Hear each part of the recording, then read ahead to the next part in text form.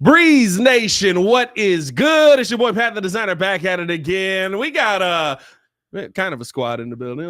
You're a little light squad. Yeah, I mean, a little light squad. The squad really breathes on this show. Yeah, I mean, sometimes you're exhaling, sometimes you're inhaling. It's an inhale day. I don't know about that. I don't know. I don't know about that one. I don't know about that one. We might have to let that one live. Hey, man, we got Jordan JC in the building, host of the Chicago Bears Breeze, and, of course, the super producer, Joel Holt, as always, in the building. Got a lot to get to on today's episode. According to ESPN's Jordan Reed, an NFC area scout would not be surprised, or would be very surprised, if the Chicago Bears stuck around at 9. Going to look at some of the teams that would be interested in possibly moving up. Couple of teams with multiple first-round picks in this draft. I don't know if that's an anomaly or not. I might get kind of look into the history of that. But also got to talk about what Bears players we want to see break out this season. Yes. Some of these young guys that we have on the team need to see a little bit more. Seeing a lot of good, but can we finally get to great? And then the NBA awards. Bulls are playing right now, but this is our time. So yeah, it's our time. You told us it was our time now. I'm not taking time out of my day for the first quarter of a Pistons game. So yeah, I mean, we got it on here where I'm still locked in, so that I can do Locked On Bulls tonight and have a understanding of what's going on. But yeah, you got to do a lot, man. I'm doing a lot of shows out here, man. Hey, man, appreciate y'all for tuning in, showing love. Hit that like button, subscribe to the page, leave that 5-star review. Y'all know what to do. If you haven't hit that like button, get it done right now. Shout out to the Breeze Nation in this mug. Malik Sims says, I'm on time. Love that. It's Crimson, you dig? Lord Crimson in the building. We haven't forgotten the original name. Jay Grizz out here as well. SWAT out here. Bears Junkie. Appreciate everybody tuning in, showing love. King Booker World in the chat. What's going on, boys? How y'all feeling today, man? Good day? Good day. A little. You out here new whip who this? Yeah, you know. I mean, a little something. Little money. Little money. I mean, I like the Bulls. Well, now I'm broke. Bulls hoodie. Well, you know. I got a car, but you got a car. Yeah, I got a car, guys. I got a car. Okay. Jesus. He's been walking to the studio every time and lost no weight yet. Jesus. He's gained weight actually because he eats chicken while he walks. From the dang Monopoly nights. Yeah, that'll do it. That will do it. Joe, what's going on with you, my boy? How you feeling over there? You look good. Thanks, presidential as always. You look good. I'm like, what'd I do? Oh, no. You look good, dog. Appreciate it, man. Shout out to you. Wait. Where are we at? Let's do this right. Joel found out a new thing. Now he's all excited. He wants to play. Oh boy. Oh, is it the screen? Yeah, he's got like a split screen. He needs C-Dub here for this. Look at Joel. Look at Joel. He think he's doing something here. Now we can debate. Listen here, you son of a... That's actually not. Yeah, actually is dope. Hey, man, let's start this thing off. Appreciate you guys for rocking with us, as always. Let's start it off here. NFC area scout, an NFL scout, would be surprised to see the Chicago Bears stay at 9. Per ESPN's Jordan Reed, he said, all signs point to USC quarterback Caleb Williams being the number 1 pick. But what happens after that for Chicago? The Bears have only 3 additional selections, meaning a move back could be in play at 9. I'd be shocked if they make the pick at 9. An NFC area scout said, Poles loves moving around. Or he loves to move around and build through the draft, and that roster still needs help in some spots. Don't be surprised if Chicago moves back and adds more draft capital and takes the best defensive end available, whether it lands Latu Letu and Jared Verse are 2 options who could help the Bears off of the edge. So Bears could be looking to get some edge help here. Really? No, I mean, listen. According to Joel. You split screen that right now. Right now. Here we go. You want to do this right now? Really? I don't think we need the edge. Let's just get out you guys' way. We didn't improve anything. Oh, I mean, we built a pretty good team with the edge that we had. I'm just saying. Yeah, I mean, shout out to V Timeless. What's going on? V Timeless. There we go. I didn't know what the name was on that. I thought it said Vitamless. I was like, Vitamless? Hold on now. I think this is interesting. You are dyslexic. I might be dyslexic, bro. I'm not gonna lie. I think this is interesting though because it fits Poles' MO. It does. It fits who he is as a GM to this point. We've seen him add picks in every single draft, and I think that this is right? The trade back I was always in on. I think the position of trade back is very interesting. When you talk about trading back to go back and get an edge, I still think you haven't addressed enough on the offensive line. Not to say that you haven't addressed some of these positions, but do you feel great about the future of your offensive line, I guess is the question, especially where a trade back could land you with some of these teams. Some really good names in here that have multiple first-round picks. I thought this was interesting. Field Yates dropped this. Teams with first-round picks, the Bears have 1-9. The Cardinals have 4-27. The Vikings have 11-23. Both of those teams also having second-round picks. I think that both of those would be interesting candidates for the Bears to trade back with. That's so interesting. I mean, there's a reason I've been trying to say. Oh boy, you gonna pull it out the Get out of I'm here. just saying, everybody's like trying to jump at me about trying to take a receiver at 9, which I mean that would be great to get one, but we didn't address. I feel like our offensive line and our defensive line. If you trade back and pick up a second round pick, you might be able to get a lineman with that second round pick, or if you need to get a receiver, but we got to address that defensive line. We didn't do enough. I like what you said about the offensive line. We addressed it in free agency. We've gotten depth, right? Yeah. We haven't necessarily gotten maybe a certain level of talent or maybe someone who we can say will be here for the next 10 plus years. We've gotten people who maybe will be the carryover to that person, in Bates and Shelton and a few others, Matt Pryor. Those are guys that probably will be here for maybe another 1 or 2 years until those guys that perhaps we draft, hopefully we draft, if we do trade the 9 pick back and get more talent in offensive line to then take over for the next 10 years. So we'll see how it goes. I was always of the fact that, hey, the rumors are about us trading up. That was the hot news going around for the last week, but that made no sense. No. Well, that's because you don't want a receiver. No, it doesn't make sense. I want 2 blue chip players, Joe. I want Caleb and I want 3. Marvin. I want 3 blue chip players. Well, you can do that too. All right. I'm not well, I think that's the question, right? Is it worth it to trade back and wait for a guy like Jared Verse or Latu Letu? I like Verse. I think the Verse brings a lot of versatility. There you go. I think that he brings a little bar right there. Hey, listen, we got new music coming, dog. Stop playing with your boy. Wait, tune in with us on the Patreon as well. New music coming out. This better than J. Cole I think that you got I'm not apologizing. I think that you got a lot of versatility with going out and getting a Jared Verse. But my thing is, yes, now I have the edge rusher opposite, but are we putting our quarterback in the best position? You've got this team built up, but I want long-term success on the offensive side. I've had long-term success on the defensive side. My reasoning around why I'm fine passing on a Jared Verse or why I'm fine passing on a Latu Letu or a Dallas Turner is because I've watched the Bears my entire life. Guess what we could find? We can find Jared Verse. We can find Latu Letu. We can't find. We can't find a 10-year center. What do you mean we can't find it? Okay, to your point. Matter of fact, hold on, let's go ahead.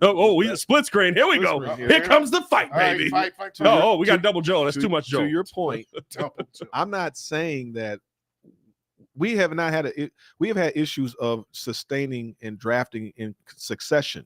Yeah, it's like we get Urlacher, then we got Briggs, and then 5 or 10 years later, we get a couple guys here or there. Like we've never drafted a lineman that in the first round worth anything. We finally get right after we went through Karimi.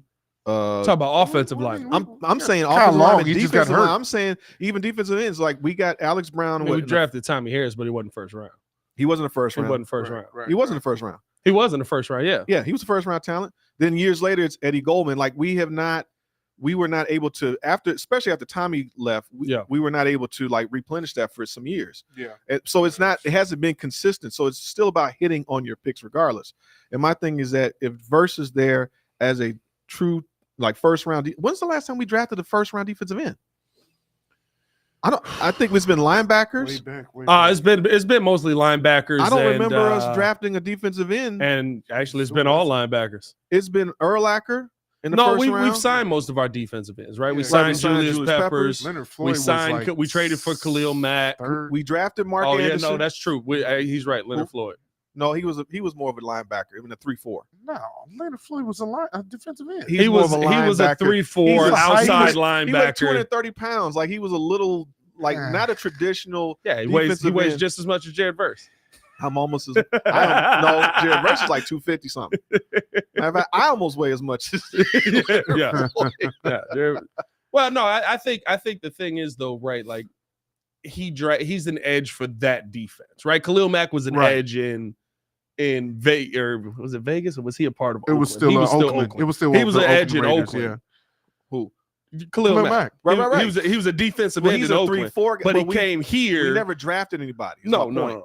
And my only issue is that we have not been consistent in drafting players in succession, consistently. Yeah. So we'll get guys, or we'll go out and sign somebody like what Poles has done. I mean, clearly he's like, I will trade you for a future, late round pick for somebody. Yeah, he'll do that. But in order to actually draft and have those rookie contracts that last for 3 or 4 years and continually build a team, this is under his regime that we're going to, see this come to fruition. I think that's my thing, though, right? It's have we drafted it? No, but have we been able to acquire it over the last 20 years? Yeah, we've had defensive ends for most of this bad run of Bears football. Here and there, we've been able to go out and add in a Khalil Mack. We've been able to go out and add defensive line players throughout the entire thing. We find Robert Quinn. Ryan Pace isn't even that smart, and he's able to find Robert Quinn. But Robert Quinn comes out first year. Now he's hurt that first year.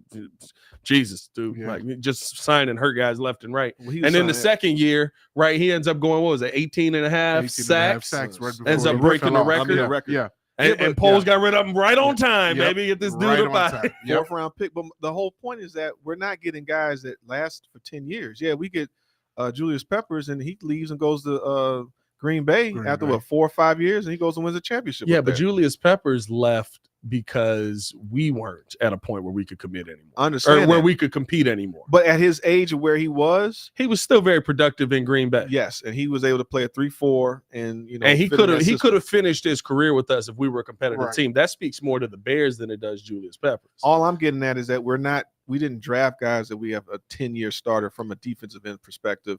Once Urlacher retired, Briggs retired, we have not had a guy that's been Eddie Goldman, Roquan. Roquan. Yeah, and they trade. That was Poles trading him. But I think that's my point, right? Like we can find the defensive pieces that we know about the Bears, and look how Ryan Poles has built this thing up, right? We think Javon Dexter's a young guy who's going to be able to start to make some plays. Yeah, I mean, we think that we've got a really nice backup piece, possibly, or maybe he's the one that steps up. And Zach Pickens, we'll talk about that in the next topic as well. We got 100. Over 100 in the chat. 100. We only got 15 likes on the video. We got over 100 in the chat. No likes on this month. Why y'all not hitting that like button, bro? Y'all know that like button helps us, brother. What's going on now? What's up with the beef on us right now, bro? We got 105 in this month. We got 13 likes on the video. Can't hit the like button. Jesus, come on now. Just like but no, I'm just saying, like, I think the thing is that we've been able to find the linebackers. Ryan Poles has definitely shown an ability to find corners and safeties to this point. I think he's got the linebacker position locked up for the next few years for us with some of the signings that he's made. We haven't been able to. We've had one center in 20 years. Oh, well, then again, we've had no left tackles in 20 years. We've literally had 0 left tackles in 20 years. Like Leno Jr. and Braxton Jones. You know what I mean? And so, like the things that I worry about with the Bears. This is why I was fine when we traded away Roquan. Because trading away Roquan, oh my goodness, how could you ever replace Roquan Smith? We did it for $10 million. It made sense. With TJ Warren. Yep. We can find that again. That's my thing. So if I were to trade back, if I wanted to see the Bears trade back here, and I'm fine with the trade back, I'm fine with you adding more draft capital. I don't want you to sit there and go out and try and find guys at positions we know you can find them at. Right? Like, would I love to have Micah Parsons on this team? Absolutely. But with the way that Dallas is going, we might just be able to wait a couple years and get Micah Parsons on this team. I don't know. I would rather we draft some talent that we can keep here for some years. I think that why not go for I'm reaching pie in the sky here, butterfly in the sky.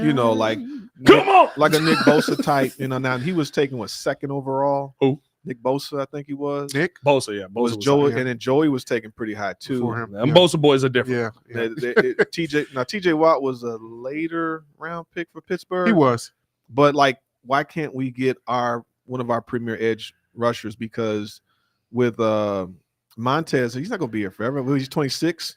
I mean, that's a good, you have a nice tandem of defensive defensive ends. And I think that speaks more to, right, if you get your offensive side of things locked up now, right? Again, we've had this conversation a couple of times where you trade back in the draft, you get the offensive side locked up. Who's to say the Bears don't trade that Carolina pick during the season if Carolina starts sucking again, which we know they're really good at doing? Why won't they trade it now?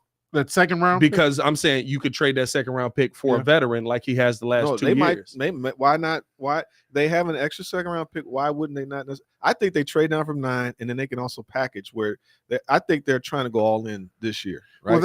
I agree. That was part of the reason why I thought that the whole rumors around them trading up would be more feasible, because if you're including that second round pick from next year along with 9, you can get up to like maybe 5 or 6 and address, all the special talent in the world with MHJ. And I mean, even though we're talking about all of these maybe things that we need on offensive line, as far as like maybe the level of production or the level of skill, we have pretty much, I'll say 90% of our positions addressed on the team. Uh-huh. I don't think there's too many holes left. Is that that's not a pause. You're good, man. There's not too many holes left when it comes to this team on the offense. Don't you dare grab that. You keep that right there, sir. Let's just try to hurry up and get past it. But I think that you only have like a certain amount of players or positions that need to be addressed as far as upgrade and talent. But as far as depth, I don't think our depth anywhere is bad. Well, actually, we're going on our next topic. We're going to kind of look at the roster as it stands at this moment of where we would like to see that improvement, because the defensive line Sweat has made the rest of those guys look good. We still need improvement. Yeah. And the offensive line, they've made a couple key moves at the moment where it is improved. I can't say it's complete. We still feel like there's a question mark with Braxton Jones. We still feel like absolutely. We still feel like there's an issue with the left guard. I don't think there's a question mark with Braxton Jones. I just think that we know what he is. He has a certain ceiling. But his ceiling is where it is. His ceiling can't get any higher than what it is. I think here's the thing: people can't separate that. Yeah. People look at Braxton and they're like, "But he's a 5th round pick and he's overachieved." Yes, he has. 110%. He has. He's really good in run block. He's really good as a lead blocker on the left side. I'm fine with Braxton doing that. You know what my problem is? When somebody says, "I'm going to run through your chest," Braxton be like, "There you go." Welcome. There's the chest for you. Come on into the bosom. But he also can benefit. Place your hands here. And here's the problem. He knows it. Yeah. He walks into press conferences and goes, "Yeah, he pushed me backwards. I suck at bull rush." But I think also, if the improvement of the center and the improvement of the left guard might actually benefit him, because he doesn't have to necessarily overcompensate. Yeah. That's the problem, right? They have Tevin at left guard as it stands, but when he was right guard with Wright on the right side, that side was pretty good. It's just we had all these deficiencies all from the middle to the left. And so if there's improvement where if our new guy Bates works out of center, okay, great, we got a center. But let's just say he ends up being a pretty good center. We don't necessarily need to go for Jackson Powers Johnson, but we still need to upgrade our edge rush, and I still think we need to upgrade our offensive line. Yeah. And if there's room to get a receiver, then I think that's the thing, right? Like of the two positions, that's really the conversation we're having. Of the two positions, which do you think we'll be able to address next year in the draft? Next year, easier. We got to look at next year, as in with the pieces that you are going to have coming out next season. Well, edge is definitely going to be a premier position. That's what I'm saying. You're not going to be picking that high next year. That's okay. We're talking about trading rounds. back and not picking that high this year. We're not talking about picking Jared Verse at 9. We're talking about picking Jared Verse at like 17. Right, 13 or 15 or something like that. Yeah, I mean, so I think that's kind of like my point with all of it. Well, you hope you're not going to be picking that high. I have a feeling if we're half as competitive as we expect to be, we'll probably be picking like 18. Right. By the way, am I tripping? Has everybody forgotten about Chop Robinson? I saw his tape. He's not that far off from where those other guys are. Chop's a second round don't know pick, what their talent like. I think Chop's a second round pick though. Yeah, I'm just looking at his man. I just think it's not where the Bears are at. Or you trade down, you take the best tackle like J.C. Latham, and then you come back and get Chop Robinson in the second round. That definitely could be an option. Like I think that's the thing about it, that there's multiple options there. Although second round, I mean, if we're not taking a receiver first round, I'd like one in the second round. But like I'm ready for the Bears to commit offensively. Yeah, I am. I'm ready to see the Bears commit offensively in every facet of this team. Yes, there's some good defensive players that you can get out there, but we built that team. We've seen that team. That team don't win. We're gonna have a good. That team does not get you to. That team can get you to a championship. But is it going to get over the hump? At a certain point, you got to rely on the quarterback position. I want us relying on our quarterback to be. He's got the easiest path to rely on. I want us to have questions on Caleb Williams. I want people to question Caleb Williams' ability like they question Brock Purdy. I want them to look at Caleb and be like, "Well, of course he's good. He's got options everywhere." Yep. Like that's exactly what I want. That conversation. I want that conversation. I want to sit there and debate with people and be like, well, if you look at how he throws here, how he steps into it, well, look at his offensive line. You know what I mean? Like that's literally what I want to see built up here. I want that to be every single time we bring up Caleb Williams. I was like, I just feel he's really overrated. He's got 5,000 yards. Yeah, but look at the offensive line. This is my thing. I don't want people to think that I don't care about offense. I just feel that we've gotten much. If it's a running back, you do. Well, my point is we've upgraded on all these different positions on offense where it's like those skill position players. I like those skill position players coming into the season. I just would like to see the offensive line improve to help those skill position players, excel and then finish building the defense. I want the offense to be able to torch everybody. I would love that we have a quarterback throw 4,000 yards, and I think that can happen. But if my quarterback does not have time to throw the ball, I don't like that. If the defense can't stop a pass rush, or if they have no pass rush, what difference does it make? Now we're back to we need hero ball. We're going to need the quarterback. This is kind of the question that I asked the other day too. Is where do we feel? Are we comfortable with where the Bears were at defensively finishing the season? No, I wasn't. From last year? From last year. Last 7 games from the time you got Montez Sweat. Are we comfortable with how the Bears were playing finishing the season? Finished it? Yeah. They outside of Green Bay. 21 takeaways in that, or maybe what was it? 20 takeaways in that time. They finished with 21. I think we only had one leading up to that first game with Sweat, or 1 or 2. But you led the NFL at the top of the NFL in takeaways. You definitely got more pressure on the quarterback. Maybe not enough. I'll agree with that. You got to pressure the quarterback at a higher rate than just Montez Sweat. Yeah.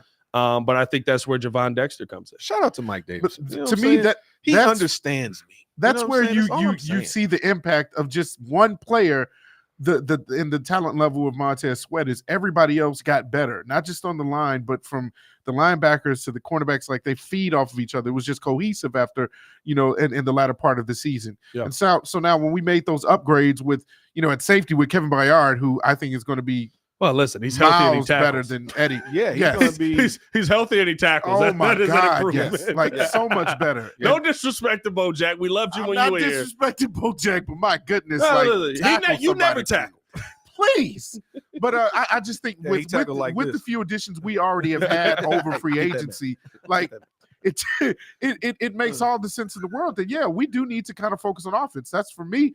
I want to get the most talented people, the most talented draft players that we can. Yeah. I don't mind staying at 9. But what I really don't mind staying at 9. But what difference does it make if you're still running for your life? If they don't, but Joe, if they've already addressed, but Ryan Bates is serviceable. Coleman Shelton is serviceable. Okay, again, Nate Davis could have a better year than last year because we know what happened with him. Why is Dallas? Jenkins can stay healthy. But why is Dallas always considered a contender? They have a great line. Why is the 49ers dominant? And Dak Prescott sucks. Huh? I know he does. He does. He's average, but that line gives him time to be absolutely. Average. I pray for that average to be here. Absolutely. You're right. Why is San Francisco contender? Why was Philly doing their thing? Why does most teams that make it to the Super Bowl, they have dominant offensive line and defensive line play? Yes, you need skilled position players. I'm looking at this team could be a super like Tampa Bay type squad. Imagine that type of team, that type of Tampa 2 defense.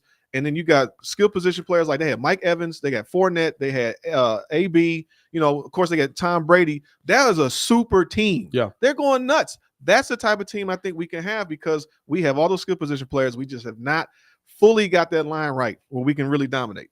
No, I agree. I do agree, but I think that's my thing, right? We're talking about trading back and taking. Paul Keller, go Colts. Bastard. We're talking about trading back and taking a defensive edge. I'm good. I want to. I don't care if we're focusing on the trenches. I just want to focus on the offensive trenches. That's my thing. I'm fine letting a Jared Verse go by because we can find a Jared Verse again.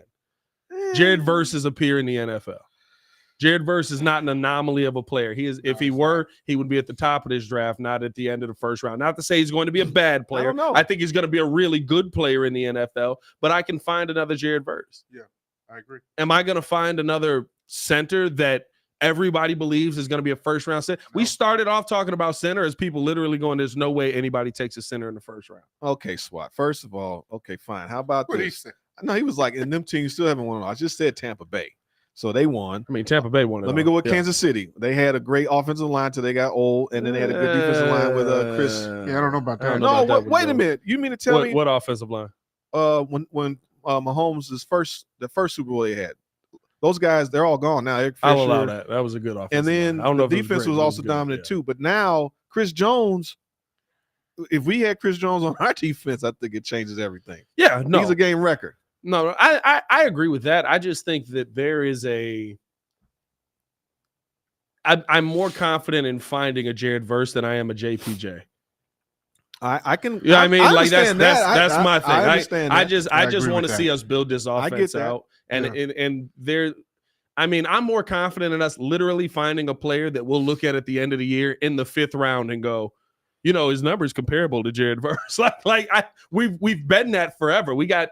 This whole Bears logo here is built off of a bunch of defensive players, right? And literally, if you go to Hallis Hall, there's a giant Bears logo at Hallis Hall with all these old players on it. 98% of them are defensive players. Mainly linebackers. Linebackers. Buckets, exactly. It's tiny pictures. It's a bunch of them going all the way back, 100 years of players in that mug. Who was the defensive? 90% of them defensive players, dog. Hey, I get you. Yeah, definitely. And then Luckman's in the middle. It's like, you son of a. No, I get that. No, definitely. Oh, man. Hey, I appreciate you guys for tuning in. Showing love. 165 in the building. Let's get over 100 likes on this video right now. We're going to keep this thing moving right along. Moving right along. I don't know that part. I was just going with it. You never seen the Muppets? No. Never seen the Muppet movie? No, actually, what? I know I'm crazy for that. What? I'm sorry. Yeah. That could be like phenomenal movie, dog. Jesus. I might watch it tonight. Is it on Netflix? Little Kermit the Frog, little Fozzie Bear. I don't know. What that might be on Disney Plus. Disney Plus. Okay. Might be a Disney All Plus. Right, I'll check it out. Yeah, man. I'll check it out. Yeah, Jesus. I got a lot of things I got to check. You got a lot to catch up on, man. You got a house now. X97 apparently I got to check. I haven't even watched it. Bro, I have to start watching it because Joe keep almost spoiling it every day. No, I heard this last one is amazing. See, I haven't even watched any of it. No, don't you speak. Don't you speak on nothing. The 5th episode. Either that or C-Dub's going to open his mouth. I got to. Yeah, I got to watch. Yeah, I got to watch. Listen. I was trying to rewatch the old X-Men and catch myself back up because I'm like, I feel like there's things I don't remember because I haven't watched it in a while. This mug was like, and then these mugs come out. I was like, did you see 5? Oh my God. Oh, wait, they're here. And we can't say anything. No, man. Well, that was in the group chat. So I'm like, okay, I'll watch the 5th one. Hey, which young players do we think need to step up this year? Need to step up. Not that we want to see step up, but need to step up this year. Let us know your thoughts in the chat as well. I'm going to get it cracking, boys. Let's do it. Javon Dexter's the guy. All right. Javon Dexter's my guy.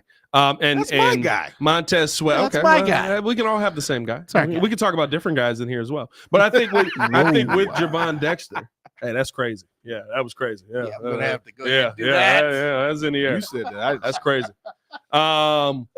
Jesus. I think that when you look at a guy like Javon Dexter, right, you're not addressing that in the draft. You know that you're not going with a 3 technique in this draft. Seems like we're either going edge or we're going with a tackle position. Montez Sweat talked about him the other day on the Chris Long podcast. A lot of confidence in what Dex has done. I don't know if you guys have seen Dex lately. I'm saying Dex here. I don't know if you guys have seen him lately. He looks massive. He looks like he put on so much muscle. just a bull of a man coming through the middle. And I don't know why I like that statement. Bull of a man. Just a bull, bro. Like I was sitting there watching, I was like, oh my God. You know, like you said, because I've seen Dex in person and stuff like that. Yeah. I've seen him up close. And then like when I saw that picture, I'm just like, oh my God. That's not what you remember, what right? you do? You getting like, piss tested tonight. Coming in like RoboCop or something. Where it's like, they're like, oh. Bro, he literally looked like he took arms off and put somebody else's arms on, bro. It was like y'all ever see? Yeah, I don't know. You probably ain't watched SpongeBob. But the episode where he's lifting weights, but it's like inflatable arms. Yeah. That's how Dex is looking out here. So I just like seeing the size improvement. We heard that he could grow and maintain the speed. That sounds crazy, but very questionable. It sounds wild. But we know. I think if he can do those things that Ryan Poles talked about, then we could see him be a monster of a player. And he's somebody that the Bears need to step up. You don't have he's got time here. He's somebody that needs to be a player day one because of how important the 3 technique is to that position. And basically, we didn't see a 3 technique on the team for most of last year that we were like, yeah, I'm confident in that. Yeah. Now, Zach Pickens, him, what is it, Billings? They had DeMarcus Walker in there a few times. I ain't gonna lie to you. Not like Big Bill's another one too, bro. Big Bill, a big dude, bro. He's a big dude. That is a man of a man. Was the report that Keenan Allen is going to wear 15 true? As far as I know, that, Oh, really? As far as I know, these reports are looking fairly true. So Tyler's 10, right? Tyler's 10. So Keenan's 15. So Caleb gets 13. Bojack is 1. I'm pretty sure Caleb's getting Bojack's 1. Bojack's 1. Bojack waited till Justin walked out the door and was like, let me get that off of you. You mean Jalen? I was like, Bojack. Wait, I said, my bad. I said Bojack. Jalen Johnson. Jalen Johnson. My bad. Did I say Bojack? You did say Bojack. No, that's right. He went from 33 to what? He went from, first off, what was he originally? He was 6, right? Yes. He went from 6 to 33. And Kyler got 6. I like 33. He went from 33 and now he's 1. Yeah. Oh. But I think he was 1 at Utah because I saw a picture where he actually was 1 at Utah. So maybe there's some thing there. Real quick, did you? Bear Lissimo in the chat. Real quick, I saw a clip of Cam Newton with Shannon Sharp. He was saying that Jimmy Clausen tried to fleece Cam for about $1 million to get his number. For his number. Yeah. He was like, oh no. So he went to he wanted number 2. Yeah. Clausen won, and then he said he called him back, was like, well, all right, look, talking to my people, we'll sell it for you for $750,000. He's like, bruh. He's like, that put the fuel on the fire for the chip on the shoulder. I wonder how they did that though. I do wonder that because if the reports are true and these guys are changing numbers, you usually pay for your number. You're just giving it up. You do to the rook. You already have it. I'm gonna be honest with you. I thought Keenan would had be a 2 little players bit more that had stiff. it. Tyler Scott had 13 and Keenan Allen had 13. Jesus, the future's here. But I'm saying, like, is the team gonna compensate them for that? Right? Like Keenan Allen's got a brand built around having the number 13. Yeah. You know what I mean? Like he's been 13 for a good chunk of his career. Maybe he's like the 15 is representing of upgrading something, or maybe could he not wear 15? Is this the number? What was he in college? Yeah, that's a good point. What was Keenan Allen in college? Because I thought he would have been a little bit more stubborn and keeping his number. Was he at Cal? He was at Cal. So. He was at Cal. He was 21 in college. He's all over the place.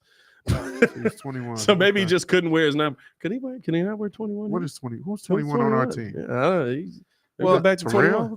I think back to our question about who needs to step up this year. I would like to see.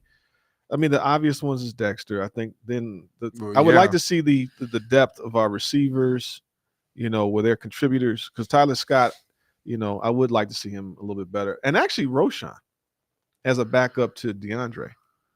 But Dexter, Roshan's a good one. I'm not gonna lie, because how they talked about Roshan Johnson. Yeah. When he got drafted last year, was that he was going to be a pillar of this offense. Yeah, he was a hidden gem behind and Bijan. Not to say we didn't see that. I think it's very difficult to see that when you don't get the ball. Yeah, I mean, like they're handing it off to him 2-3 times a day, but every time they gave it to him, he's 6-7 yards. Yeah, I mean, he's 6-7 yards. Yeah. I'm fine with having that guy. That I know Joel likes the breakaway speed guy. I'm fine with having the Punisher. 6 foot tall. Was he 215? Something like that. Every time you and you're sitting there trying to figure out how do we slow this guy down when he's trying to run through us. Runs hard. I think Rojo. This is a big year for him. I love Swift. But Swift's here on he signed a 3-year, but it's like a $15 million guaranteed. So it's basically a 2-year deal. Swift's not going to be here by year 3. 6 foot 225. Yeah. That's a big boy.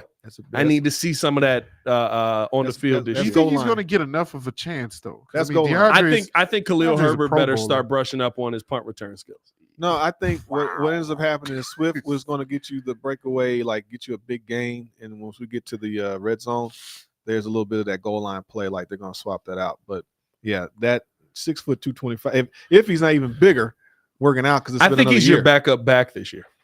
I think so. I think that he's like I just said. I think Khalil Herbert better start prepping for kick returns and punt returns. So you're gonna take over Bayless's job. You might as well. Right. You might as well. He said he wants Jaquan Brisker needs to step up this year. We're going to. Really? He said we're going to see a different level of Spider-Man this year. Kyler looking legit in the drills. I can see that. I just want Kyler to stop flipping. Yeah, it scares me. It scares the living H out of me. I think in the rain, he didn't land it very well. I remember that. So I was like, you got to calm down. That or go figure out how to flip. Like go to a class that teaches you how to flip. Like watch a few Spider-Man videos. Because did you hear him last year? No. He said the first time he flipped was when he ran out of the tunnel and did it. I saw that it was like so when he did the Spider-Man flip, that was actually cold. I saw that one. That was well done. He said that's the first time in my life I've ever flipped. Well, yeah, you should have practiced. Yeah, I mean, I'm just a little nervous. Never do that. My brothers were like great at that. They were like natural gymnasts. They could do the roundabout. Yeah, but see, that's practice. I'm not doing it the first time. Like, hey, everybody, look what I can do. It's do. hilarious with your brothers, though, because, like, for some reason, I just see Miles as, like, 11 years old, but still having the handlebar mustache. Like, just flipping down the street. Like, Nigel did. We were in Memphis and Bill Street, and he was going up against the kids that would, like, do those type of, get money for, like, doing stuff. Yeah. And so he was going neck and neck with him for a while until – the other guy went all the way down the street. He's like, nah, I get paid to do that. And I was like, I'm good. I'm good. So I'm looking at the players, and this might come as a surprise who I would like to see improve, but this is a guy that I've had high expectations of before he even got to the team, and that's Tremaine Edmunds. Oh, I was going to say, don't you dare say Jamarcus. That's a good one too. DeMarcus Walker? No, not DeMarcus Walker. What is his name? No. I didn't forgot his name. Dominique Robinson. I'll be honest with you. I forgot he was even on the team. Yeah. But Jesse White tumblers. Tremaine Edmunds had 157 tackles last year. No sacks, 4 interceptions. Decent interceptions, but I want to see him play a little bit more consistent as far as putting pressure from the linebacking position on the quarterback. I expect more from him. He just seems like a way more talented player than what he shows. Yeah. He has all the ability. Man is tall, long, can, cover a wide range of field quickly. So, I want to see a little bit better play from him. I think we were asking too much from Tremaine last year. You're Edwards outplayed not him going to get sacks out of him like that. Their job is mainly to cover. That's the Urlacher type role. Yeah. And you can't play that role without a 3 technique. And if you can't get this D-line right, those guys can't feast like that. Yeah. Now, we have a much better secondary than the previous, team from years back. So, that was a nice shot. I think that I agree with you. I'd like to see that. But I think if the defensive line improves, you will see more from Tremaine Edmunds. Yeah. I mean, it all starts from these trenches. If we don't get these trenches right, it doesn't matter. Well, and that's my thing. I think Maine is fine. People were expecting too much from Maine. They're like, we paid you to do this. Why can't you do it? And it's like, well, and Yurko said this the second we signed linebackers instead of defensive line in the offseason. He said, if you don't fix the defensive line, if you don't figure out your and we hadn't drafted anybody yet, but, he's like, you got to address 3 technique and they got to be good. Otherwise, these linebackers are going to be fighting for their lives. Yeah. I like Swat's comment. She said, I just bought a Jalen Johnson 33 jersey. I'm a Johnson, my name on the back of my JF old jersey. I'm not wasting $200. You know, I saw somebody. No, I buy my own jersey. Yeah, I can't do my own name on I my can't do my stuff. own name. That's wild. Own name is crazy on the back of the jersey. It doesn't look right. You like wearing another man's name? I don't buy jerseys. Whatever, You like Joe. wearing another man's name? I only buy jerseys of people that are already I'm out gonna the get a league. WNBA jersey then, Joe. How about that? I'm gonna get an Angel Reese Chicago Sky jersey. Hey, listen, good luck. You ever been on the WNBA website? Jeez. My God. Oh, it's bad. Getting a jersey off of that thing is like trying to. Are you serious? This trying is a to buy- Rubik's Cube? Bro, it's like trying to buy crack in Joel's neighborhood. Yeah, I mean, you got to find the guy. Goodness. You got to find the guy. There's no way that you are going to be able to. Bro, No, it's that one of hard. the worst websites because literally, like, they make some really nice looking stuff. Yeah. And so, like, me and Hayes were talking about, like, oh, we're going to get some jerseys. And Hayes said, I tried for an hour. I gave up. Jeez. And you know how Hayes is. Yeah. You know what I mean? Hayes got every jersey. So, but What jersey you trying to get? A men's? he was trying to get For his a girl? He was trying to get a Kalea Copper jersey.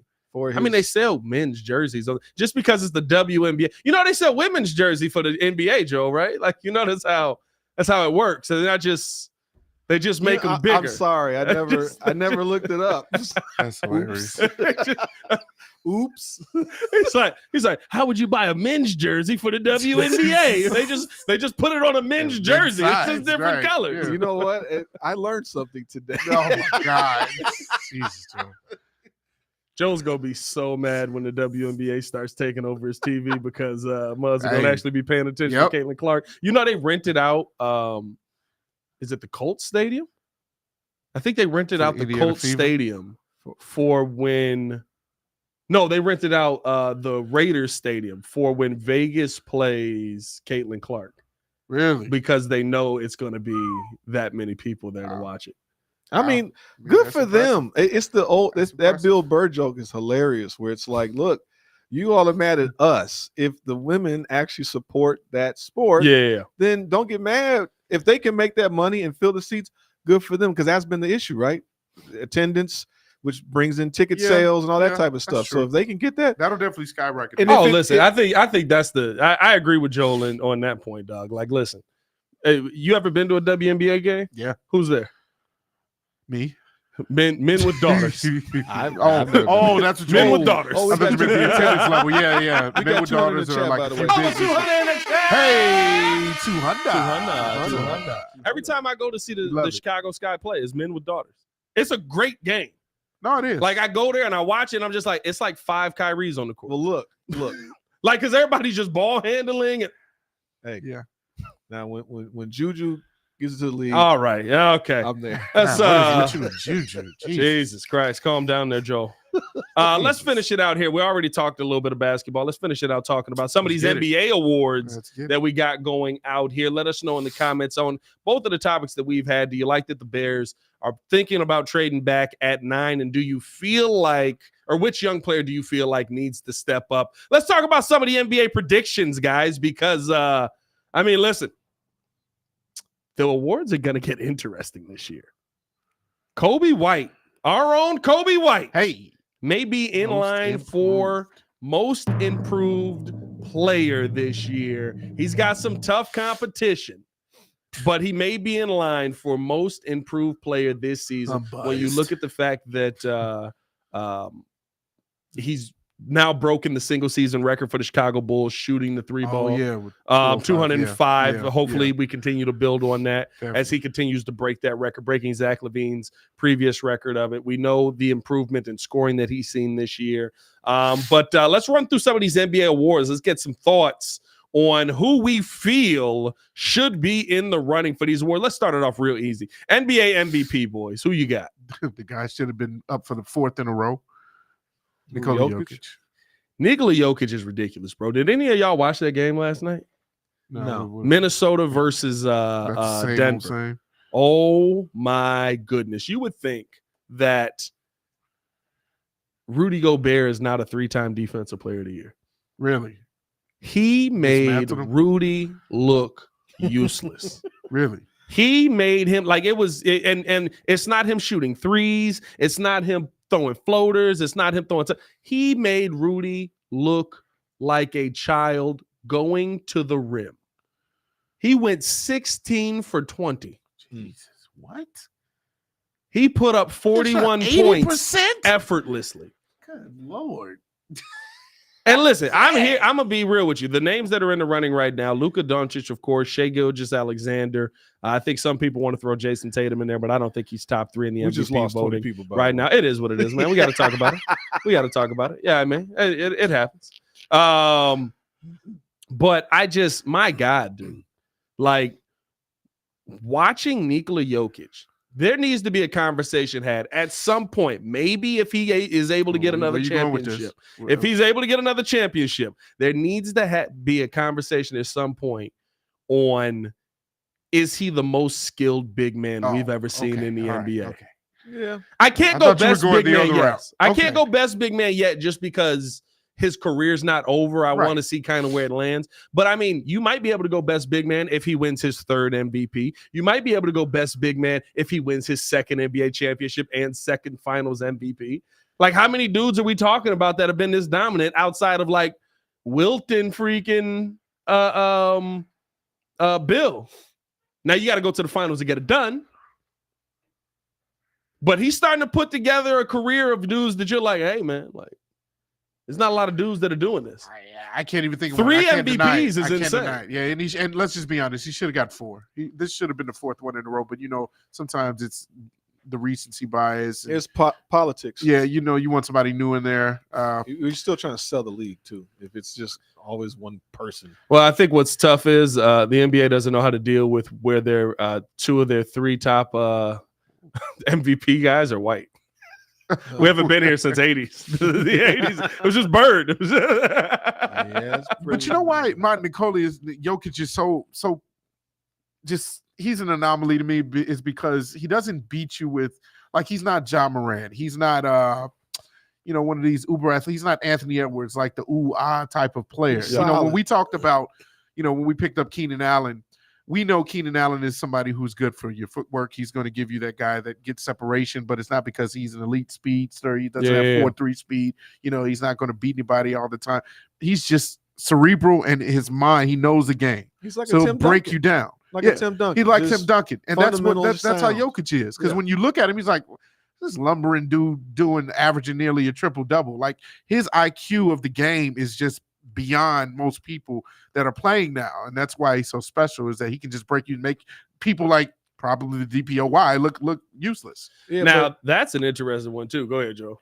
No, I was just going to say, but you factor in the skill set with the size where he's able to capitalize on those things. And so he's here's the thing. Guy. He's a big guy. He's an every era big.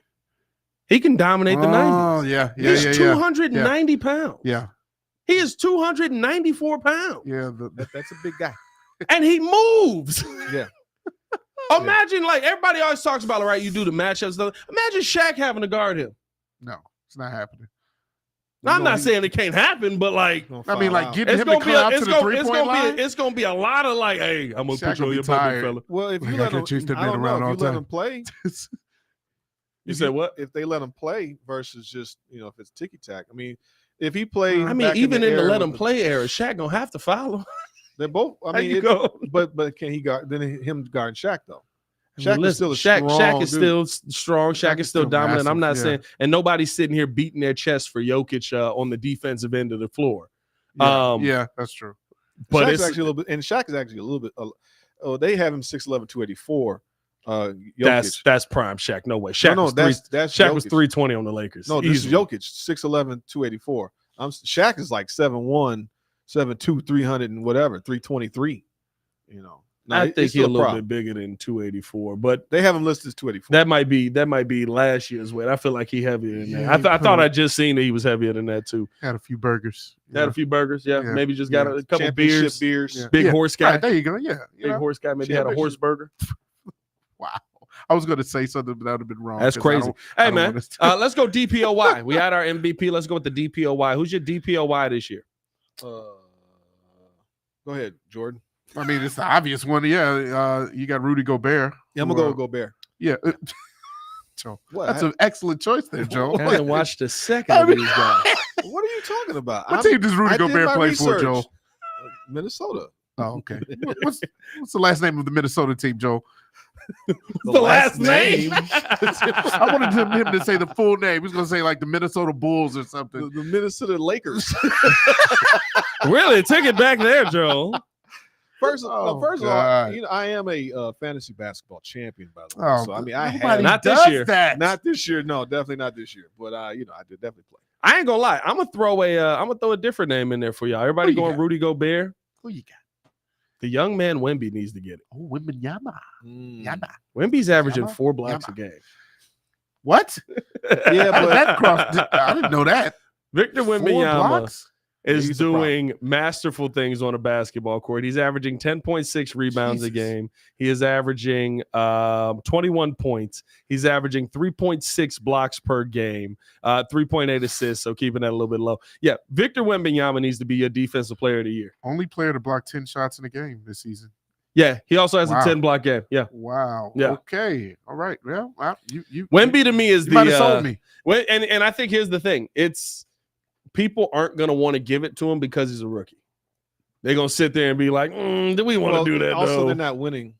They are trash. They got a bad record. So but that don't change how good his defense is. Yeah, but that's part of that too. If you're a defensive player, you're shutting down teams. You're competing. He can't shut down all 5 players. He's not sticking all 5. Well, he's very good at his position and where he's at, but it's not affecting the outcome of games. So if you're not winning, as part of that is a factor.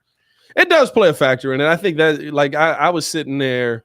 Right, to me, number 2, everybody's got number 2 on the list is Shea. Good defense. Yeah, everybody's got number 2 on the list is Shea. Yeah, that's what I was thinking. I'm mad you pointed it out because it's Vooch. Yeah. But my problem with it is the West is so stacked, you don't realize that Dallas has 50 wins. Yeah. Right? Like Dallas is 5 wins behind OKC right now. And there's 3 games left. Yeah. So they could be a 50-plus win team this season. And we're not putting Luka in there because he's behind Shea in the win column. Like, that's for MVP. I think win column does play into it, but I think you can't overweigh it. And when you see somebody that's elite defensively, sometimes you just got to look at them and be like, hey, what you want me to say on that? 4 blocks is crazy. What's Gobert doing this year right now? Let's look up Rudy Gobert. Let me take this Lincoln Continental off my screen. Nice car over there, my guy. Oh, thank you. Last Google search, I got Rudy Gobert choked out. Yeah, you know why else I don't want Gobert? Because Rudy, he was like whining that Alex Caruso blocked him out. He's stop whining, bro. About 13 rebounds, 12.9 with 2 blocks. No. 2 blocks ain't enough. It's not enough. That's crazy to say that. 2 blocks is great. 13 points a game. Yeah. How many? Wemby's a better player than him already. Oh, yeah, of course. That mug better walk up to him and say, parlay when my man Zach Edey comes into the league and we can get him and rebuild our squad. Zach Edey. Yeah, I'm ready for Zach Edey. Zach Edey? No. Yeah, let's he's so weird. He's a great college player. It's the only basketball like Tyler Hansborough. He's great in college. He ain't going to be great in – I don't see Zach Edey being great. You don't think so? No, not at all. I'm also sick of that saying you can't teach 7 foot whatever. If that was the case, Taco Falls would be good. Yep. Bobo would be good. Yep. Who else is just you're tall not and giving useless? Him a chance. You're Who? Just not giving him Who? a chance. Bobo? No, Zach. Bobo playing like 25 minutes a night. He's getting better every year. I like Zach. He has potential, but I mean, I like Zach. I just don't like Zach and where we're going to be picking. If we can get him in a late round, I would love to get. But we're going to be probably 9, 14, 15. 14. Okay. That's a little high for Zach. Joel drafting in the 80s. I keep saying that, bro. Hey. Joel drafting back in the old House of the Hills. Everybody knows. They're just doing all this metric small ball stuff, man. I am sick of small ball. I'm ready for the death of it, but I think you have to gradually work your way back into that. And I don't want my centers hitting threes. I'm tired of that. Oh well, no, you I don't want your centers hitting threes. I'm tired of it. I want my centers. So you don't want the players on your team to be skilled. Is what you're saying. I didn't say that. I just don't well, I mean, you don't want them shooting. No, you said that. You put all those words. You said you don't want. You said you want them. I want my center closer around the perimeter. Okay. My thing is this: when I watch the Bulls games, the games that I do watch, what I see is a lot of jokers jacking up shots. There's nobody in the hole even rebound because Vooch is taking threes, and there's no second chance rebounds. There's no None of that. No offensive rebounds at all. Well, you literally don't have to worry about that with the Bulls because they take, I believe, the third least amount of 3-pointers per game in the season. So. Even the 20-footers, just inside the stupid 3-point line. Joel just want them underneath, be tall. This is we part have of the game, scores. man. It's not inside out anymore. It's outside in. Like, it's part of the game, man. You just got to go with the flow, and that's man. the problem.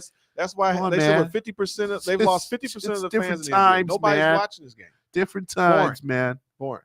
Come on. Where'd you get that stat? They've lost 50% of the fans in the NBA. Where'd you pull that stat out? That out of nowhere. Pulled that out from under that GM hat. I heard it. I heard it on the internet. That stat out of nowhere. True. I heard it on the internet. It's got to be true. Hey, man, I think the one that intrigues Bulls fans most and the one that us here in Chicago care the most about is the Most Improved Player Award. Right. Do you feel like Coby White has done enough to win the Most Improved Player Award? He's absolutely struggled post All-Star break. But before that, he has been a really good scorer. He's still been up and down here in the second half of the season, but a really good scorer, a really good leader for this team. Do you feel like Coby White should be in the running for Most Improved Player? Do you feel like he should win it? The other names that are probably on this list, I would say Tyrese Maxey absolutely deserves to be talked about, but he was already kind of really good. And then Dante DiVincenzo's on this list as well. Yeah, I see another player named from OKC, Jalen Williams. It mentions that he's had really huge numbers. He was pretty good, second in rookie voting last year. Yeah, I think if Coby didn't have such a fall off recently, we wouldn't even be questioning. We wouldn't be having this conversation. So, those other names you mentioned outside of Coby, they have to be considered. Obviously, I want to be biased and say Coby, but Coby hasn't really. He's hit a wall lately. I think my thing is with it. Seeing somebody improve their game 10 points per game is ridiculous. That's very good. That is good. That's very good. It's ridiculous. And here's the. You mean like he was drafted with the 7th pick, and it took him 4 or 5 years to finally. Well, again, we had this conversation. Maturity? That's because he was behind. He's in a pecking order. Yeah, but I mean, Jimmy Zach Butler Levine, was a 2nd-round pick, and he he made himself turn into a. I don't know what your Where point are you is. going with this? The drive to get better, to dominate regardless. Well, Derek got hurt, and then he took over the Bulls. No, I'm just saying, but he willed himself to a point of being a player. I'm just saying, when you're drafted that high, he should have already been playing at a certain level like that. So I'm glad to see that he's doing it, because finally one of these picks that we've had pans out. Or at least, that's one of those situations where we draft these guys, they leave, because what everybody says, everybody leaves the Bulls, it gets better. Yeah. Lauri Markkanen, all these other guys that we've drafted, and it's like the development of them, whether it's motivation, whether it's coaching, whatever it is, or is the what didn't we hire shooting coach Peter Patton, coaches and all this stuff for the is that paying off too for the player development? Off season too. I think the development of Io to me shows you that that's paying off, at least for one player. We haven't seen Sky Sight. We haven't. Yeah, you like anybody that agrees. I like that guy. We haven't seen 1 out of 2 really up on that. Really up on it, right? No, Mike Nice is with me too. I just think that you have to. I agree from this point. I do think that we give up on players too quickly. But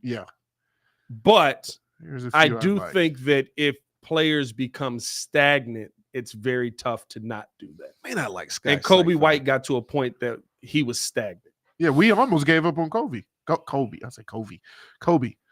And he got to a point where he was inconsistent. But here's the thing: it took him realizing his inconsistencies. Nobody's sitting here acting like Coby White wasn't who he was. He was an inconsistent player. He was a player that would shoot 5 for 6 from the 3-point line and then 0 for 8. Tom. I do live in a trailer by my boy Future is an Uncle Tom. I do have a best friend named Cheddar Bob who shoots himself in him leg with his own gun. I did get jumped by all 6 of you chumps. And Wade didn't. No, I'm just playing. But I was like, that's impressive. But no, I think that when players become stagnant, you look at them and go, okay, now how do we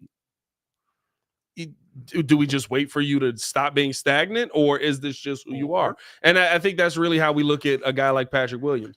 Coby White was just inconsistent, but Coby was going to put the ball up. Patrick Williams feels like a player who's stagnant. So I think that when you're talking about waiting on guys, you do have to weigh that out. Like, You look at a guy like Tyson Chandler. Tyson Chandler said, I never would have become this player if the Bulls had traded me because I thought that they believed in me so much that I'd never get traded. Wow. I always felt with that Twin Tower deal, they should have did a better job of just helping develop those two guys. Like, well, you drafted Eddie Curry. Eddie Curry was bad. No, he wasn't bad. Yeah, he was Eddie lazy. Curry was Yeah, bad. he was lazy. He was not. He did not improve. Lazy is different from bad. I agree that he was lazy. He was not bad. He was work dominant. ethic to me is bad. Eddie Curry had one good season in his entire NBA career. Well, he was trying to get that money. He was motivated. Yeah, and he did, and he got it. And he got one. Yeah, so he got one. He was a pretty good scorer, not a great rebounder. Pretty good.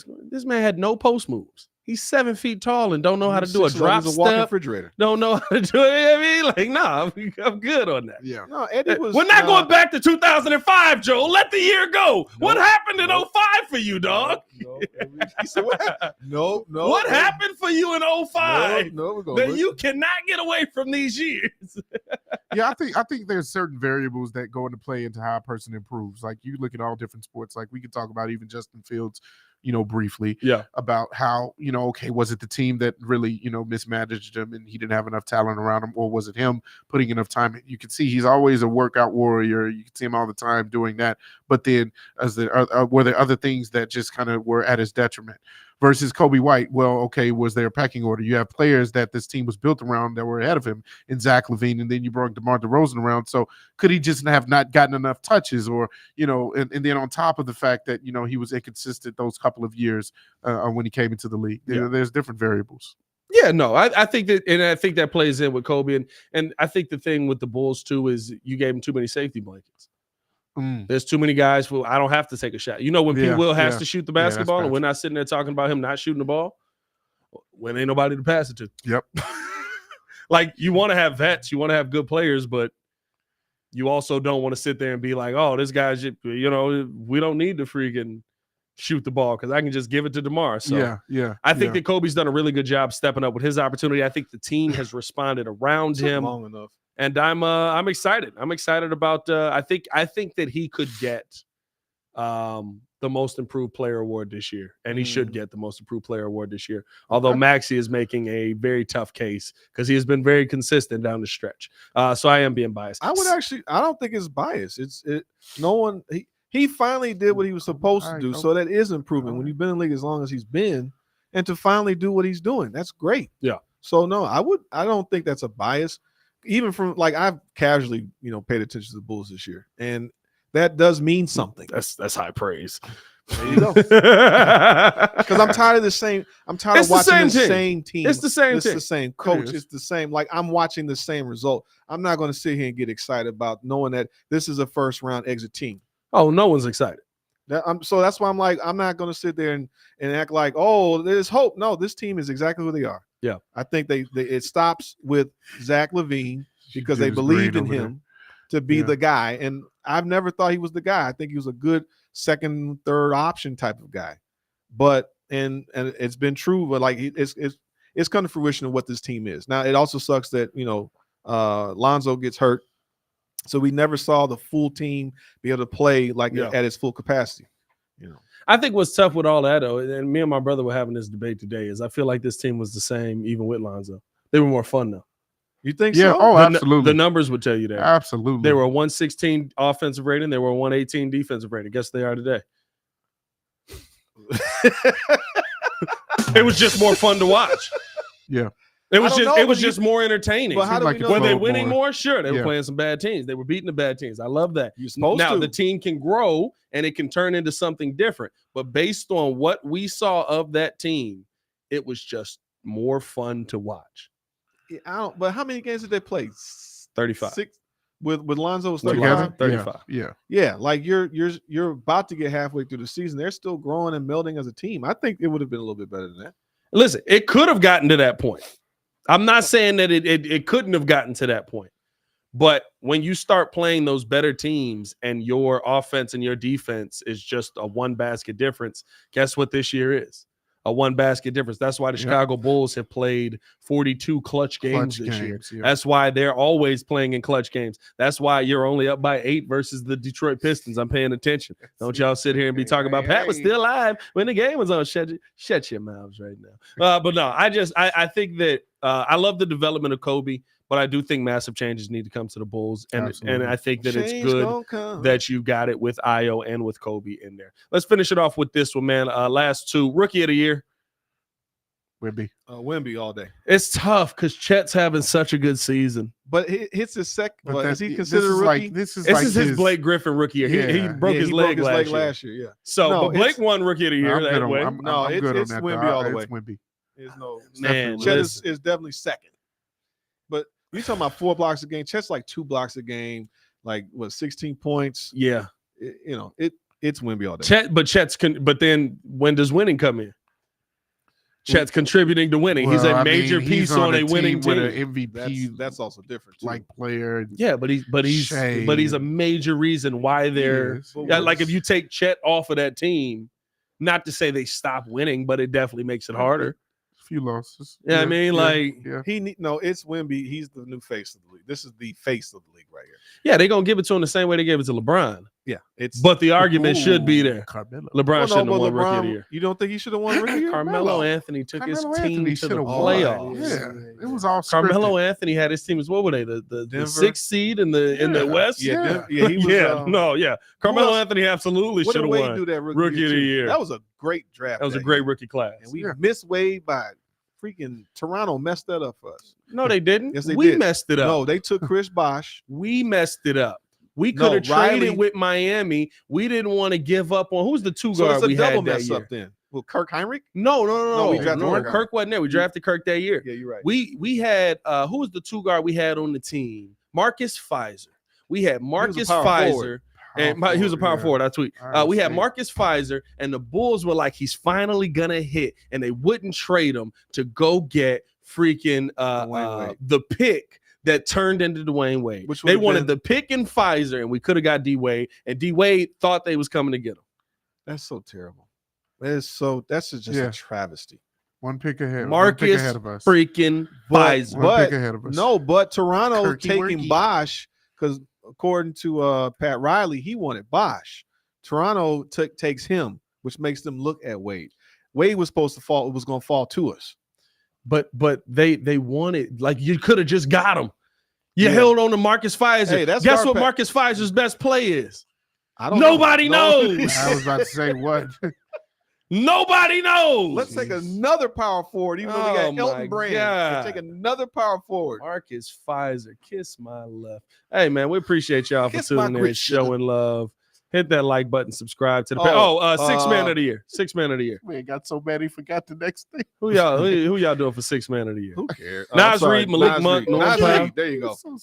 Nas Reed, I ain't gonna lie, he's definitely the guy for me. Malik Monk has been balling crazy in fantasy basketball. Malik Monk has been balling. I'm gonna go Malik. Because Malik could be a starter too. Malik could be a starter. I ain't gonna lie to you. Yeah, Malik is good. Listen, you bring Malik Monk to this team, I'd be excited. I want the Bulls to go out and get the other Malik. Not Malik Monk. What's the other one? No. What's the one that's in Brooklyn? Why can't I think of his name right now? It's Brooklyn in the house. Malik Beasley? No, of course not. What? What did you say? They can go get him now. Right. He's somewhere. He's available. You said Malik off of the Brooklyn Nets. Why am I tweaking on his name right now? Malik?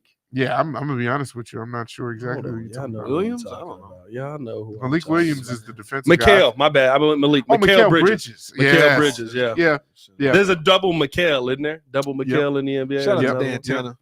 Dan Tanner in the building. Dan Tanner, what's good, man? We got some fire coming out for y'all, man. Hey, man, let's get up out of here, man. We appreciate y'all tuning in, showing love. Jacked up. Oh, yeah. Rest in peace to OJ Simpson, man. We know all the crazy stuff that ended up going on with OJ. So we're not going to go into detail on OJ. Yeah. But I mean, listen, everything that happened, he ended up legally beating everything, and he got out. Yeah, so shout out to OJ. The juice was loose and lived a decent life. I was 76. 76 years old. Yeah. I didn't know he had cancer. You said he just lost his battle with cancer. Right? They say he did hospice. That's unfortunate. Yeah, I was just gonna say The only thing I hate that it's unfortunate that it happened, with his ex-wife and whether he did it or not. I would say the silver lining is at least he had a career. Silver lining is crazy. No, I'm saying the fact is that he was the star in the 60s. He was the first, one of the first faces of like college football. He got the record in Buffalo where he's a 2,000-yard rusher. Like he had a whole career. And he'd been retired for some years before, unfortunately, the stuff that happened later in his life. So I'm glad at least it would be different if we were robbed of that. Kind of like how we got Kobe. We got Kobe for his whole career. Yeah. It's just unfortunate that he passed away a couple years after he retired. Like we would have liked to see just older Kobe, like we see older Jordan. Yeah. But at least we got a chance to have a full career out of him. OJ, listen, sports is such a weird place, bro. The fact that you can, like, ESPN had to be dying today. Just like, what do we say? Yeah, how are we covering this guy? Do we throw wishes to the family? We can't do that. It's crazy. Sports is something that can immortalize you no matter what happens the rest of your life, and he is definitely immortalized in football. Well, it's crazy. Jake Grizz got a good point. Think about what if he actually has CTE? Because a lot of guys have gotten. I mean, I think they didn't address it back then, right? Well, they didn't know. A lot of guys were killing themselves. Yeah, they didn't know about CTE back then. You got guys, some of those guys like John Matuzak, I think his name is. Yeah. Took the, he basically committed suicide. Well, I'm a little bit older. I remember some of those guys. I don't know if we can say that on YouTube. What? Killed himself? Yeah, I don't think we can say that. I didn't say to kill anybody. I'm just saying he did. Anyways, listen, whatever. I don't know. It's jacked up. Yeah. Yeah. And I hate that for this family, and I, even with the Goldberg and Nicole, the Brown Murphy family as well. So, well, all right, I got nothing. Took a dark turn to finish off the show. Hey, the juices. Shall we consider the weather? Should open with stuff. Huh? What do we got on the weather here, Jordan? What do we got on the weather? I don't know what the weather is in the next couple of days, but looks like it's getting a little bit more hot around Chicago. What's the weather on Broncos lately? They might trade up. What's the weather might get on? A little flurries is there coming a our white way. Bronco in the future? Oh, whoa. Sheesh. I don't know. High speed chase. Appreciate y'all tuning in. Show love. Hit that like button. Subscribe to the page. Leave a 5-star review. Y'all know what to do. For Jordan, JC, and the super producer Joel Holt. It's your boy Pat the Designer back at it again. Y'all stay safe out there, Chicago. One love. Bear down. See